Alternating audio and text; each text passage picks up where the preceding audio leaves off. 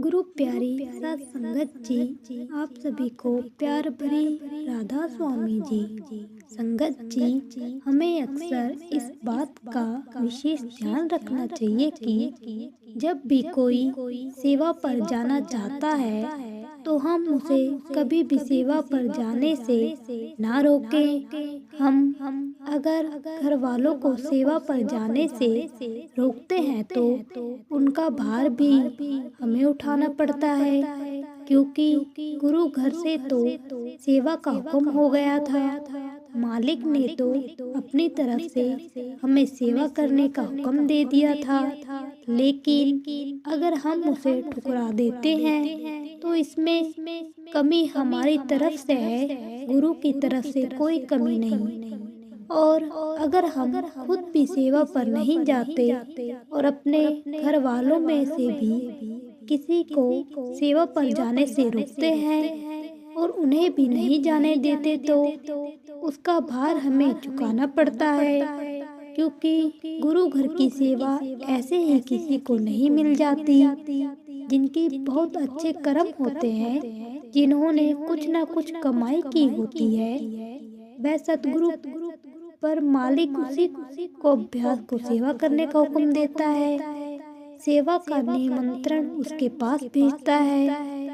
नहीं तो हम देख सकते हैं कि कुछ संगत ऐसी भी है जिन्होंने चाहकर भी सेवा नहीं मिल पाती।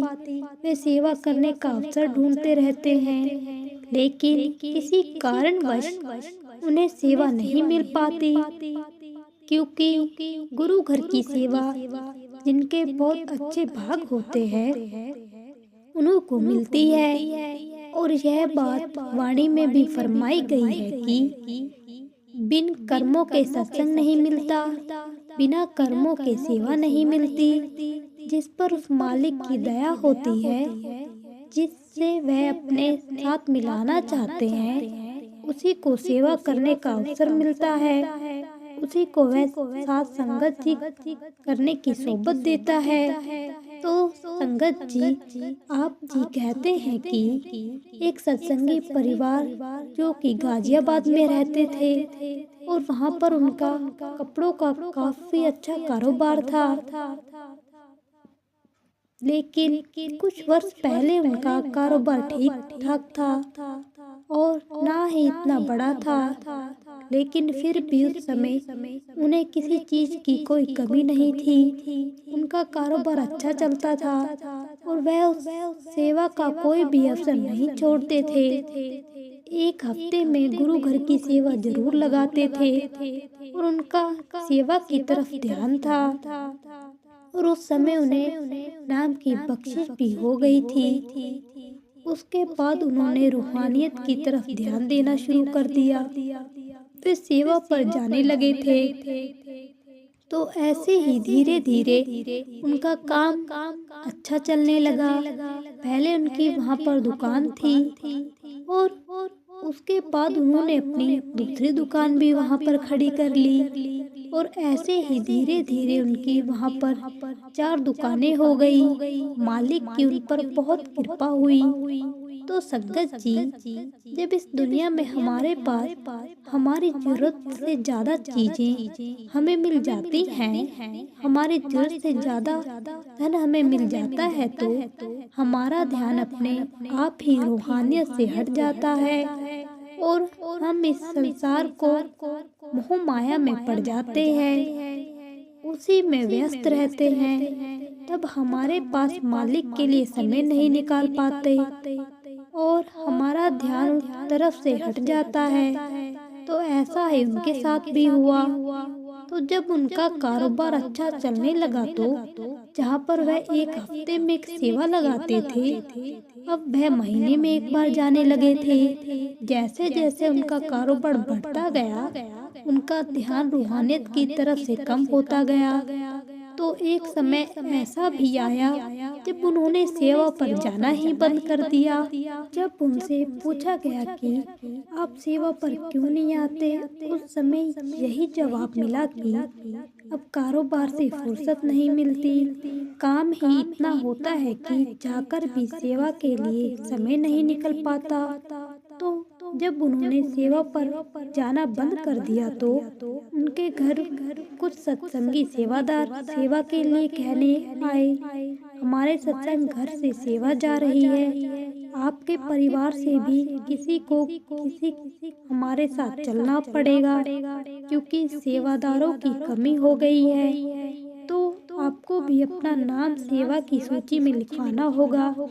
लेकिन उन्होंने उस समय भी जवाब दे दिया, जबकि उस परिवार में से उस सत्संगी की पत्नी कहती कि मैं सेवा पर चली जाती हूँ, बहुत दिन हो गए मैं सेवा पर नहीं गई, मेरा सेवा पर जाने का बहुत मन कर रहा है।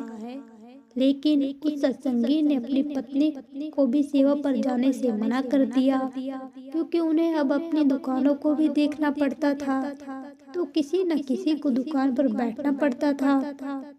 जैसे कि घर में सभी की ड्यूटी लगी हो, इतने से इतने बजे तक आपको दुकान पर बैठना है, काम करना है। तो इसी कारण उनसे अपनी पत्नी को सेवा पर जाने से रोका और काम पर ध्यान देने के लिए कहा।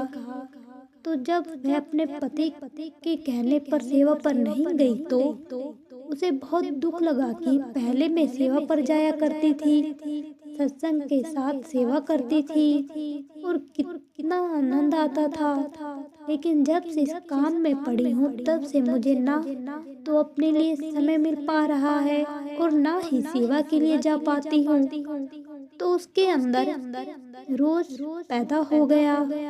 वह अंदर ही अंदर सतगुरु से अरदास करती थी कि मुझ पर भी कृपा करे, मुझे भी अपनी सेवा में शामिल करे।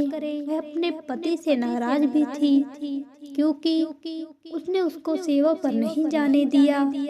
तो उसके कुछ दिनों बाद उन्होंने एक बड़ा ऑर्डर मिला और वह बहुत खुश होते हैं क्योंकि उसमें उनका बहुत मुनाफा होता है।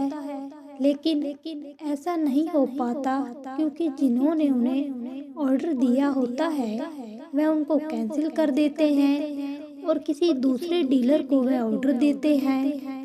और जब वे इस बात को उनसे कहते हैं तो वे उनकी कोई खास वजह नहीं बताते और ऑर्डर कैंसिल कर किसी दूसरे डीलर को दे देते हैं। तो अपने साथ ऐसा ही होता देखकर वह दुखी होते हैं कि कितना बड़ा ऑर्डर मिला था और फिर कैंसिल हो गया, ऐसे कैसे हो सकता है, क्योंकि हमारे साथ ऐसा कभी नहीं हुआ।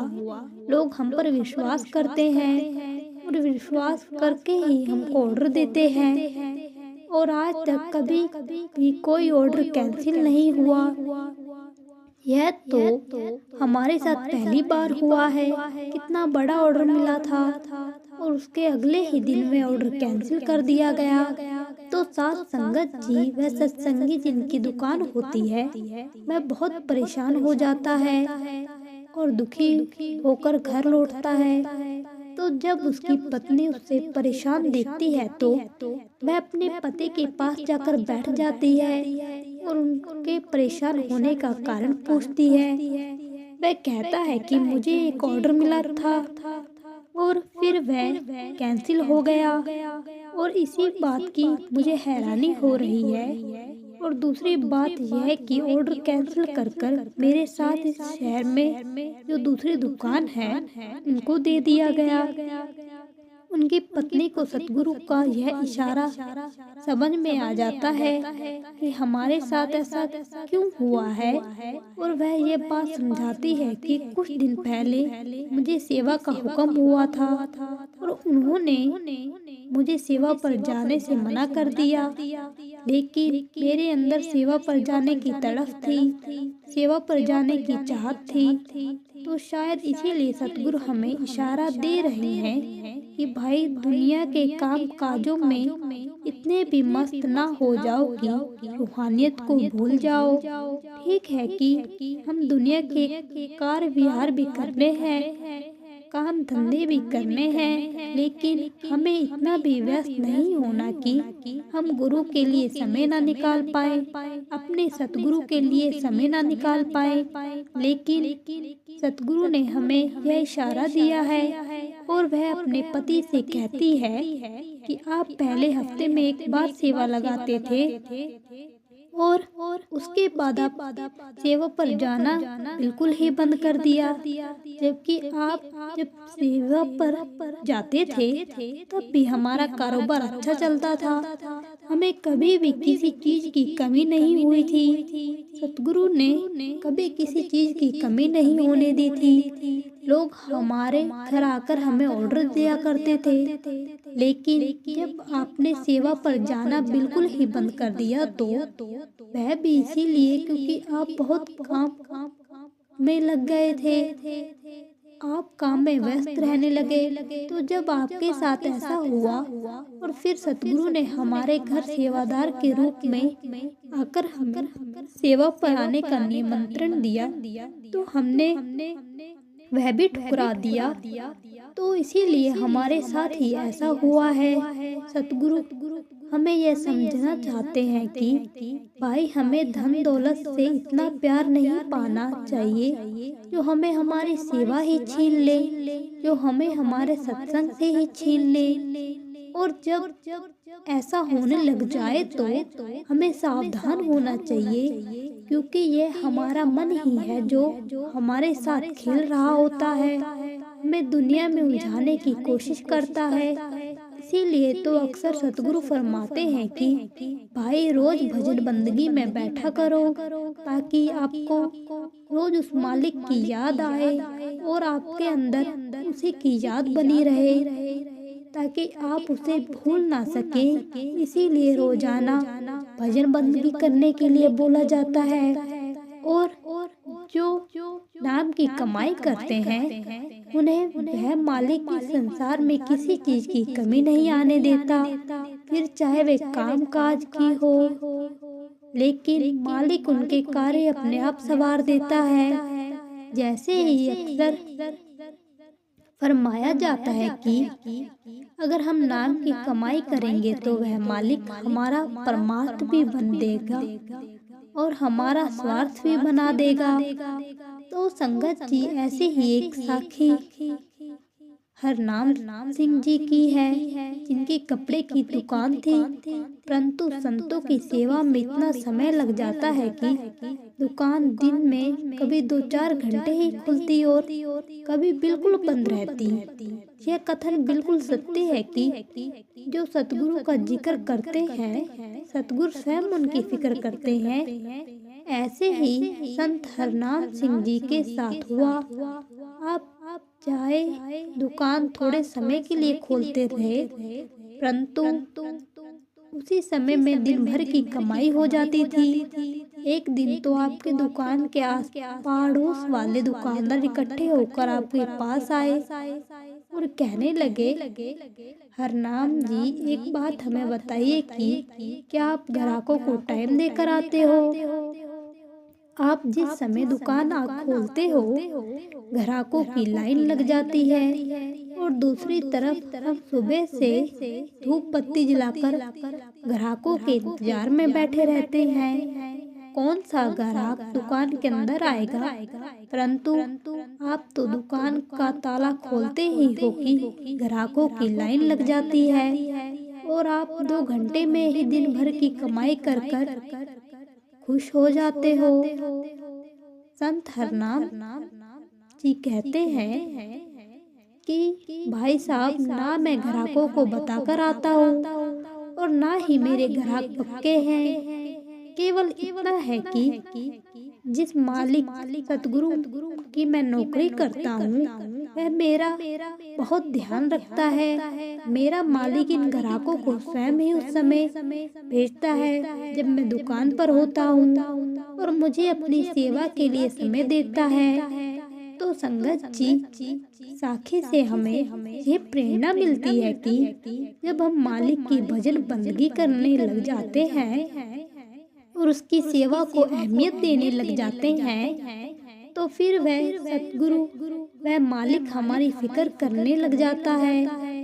तो साथ संगत जी, जब भी हमें लगे कि हम दुनिया के काम काजों में ज़्यादा व्यस्त रहने लगे हैं और रूहानियत से दूर होते जा रहे हैं, तो हमें सावधान होना चाहिए, क्योंकि हमें जो दुनिया में करते हैं हम हमारे लेखे में नहीं लिखा जाएगा, लेकिन जो हमने रूहानियत के इस मार्ग पर चलकर किया होगा और जो भी हमें करेंगे वह हमारे हिसाब में लिखा जाएगा और अंतिम समय वही सुहानी होगी और दुनिया की कोई भी चीज उस समय हमारे साथ नहीं जा सकती और ना ही हमें उसे ले जा सकते हैं। अगर जाएगा तो केवल गुरु का नाम जाएगा, गुरु घर की सेवा जाएगी। तो हमें बिल्कुल सावधान हो जाना चाहिए। जब भी हमारा ख्याल बिखरे, हमें अपने ख्याल को इकट्ठा कर कर परमात्मा में लगाकर दुनियादारी में रहते हुए काम का जरूर करें, लेकिन ज़्यादातर अपना समय परमात्मा में लगाएं, क्योंकि जो मिलेगा भजन बंदगी से मिलेगा, सेवा करने से मिलेगा, बाकी तो फिजूल है।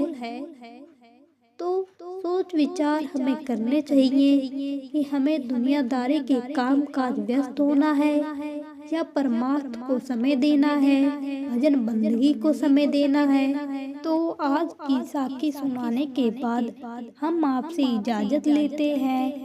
मिलते हैं एक और नई प्यारी साखी के साथ। कृपया संगत जी हमारे चैनल को सब्सक्राइब कर ले। राधा स्वामी जी।